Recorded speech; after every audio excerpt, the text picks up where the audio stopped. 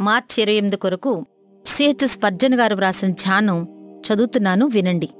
యెహోవా నిన్ను తలగా నియమించును గాని తోకగా నియమింపడు. ద్వితీయోపదేశకాండం 28వ అధ్యాయం 14వ వచనం. మనం ప్రభువుకి విధేయులమైతే ఆయన ఆశీర్వాదాలు మనమీద నిలిచి ఉండటాన్ని మన శత్రువులు చూచేటట్లు చేస్తాడు. ఇది పాత నిబంధన కాలంలోని ధర్మశాస్త్రపు వాగ్దానం. అయినప్పటికీ దేవుని ప్రజలకు ఇప్పుడు కూడా ఇది వర్తిస్తుంది. ఎందుకంటే యేసుక్రీస్తు శాపాలన్నీ తొలగించి ఆశీర్వాదాలను స్థిరపరిచాడు.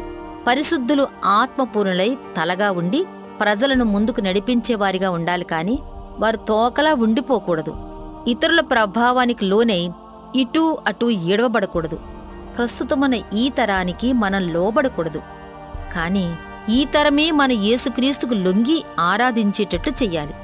దేవుడు మనతో ఉంటే అన్య విశ్వాసులతో సర్దుబాటు చేసుకోవడానికి మనం అంతలా తహతహలాడిపోము. ఆ పని పరిపాలకులు, ప్రభుత్వం చూసుకునేలా వారికే వదిలిపెడతాం. యేసు ప్రభు తన ప్రజలను యాజకులుగా చెయ్యలేదా? కాబట్టి ప్రభువు నామం ధరించిన ఆ యాజకులు ఇతరులకు బోధించేవారిగా ఉండాలే కాని అవిశ్వాసులైన తత్వవేత్తల నుండి నేర్చుకునేవారిగా ఉండకూడదు. మనం క్రీస్తులో ఉండి భూలోకానీయులే రాజులుగా చేయబడలేదా?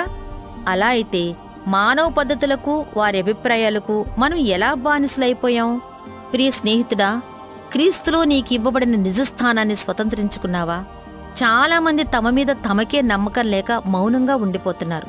మన యేసు ప్రభువు నామం మరుగున పడిపోవటానికి మనమే కారణమైతే ఎలా? మన విశ్వాసం తోకలా వెనుకనే ఉండిపోవాలా?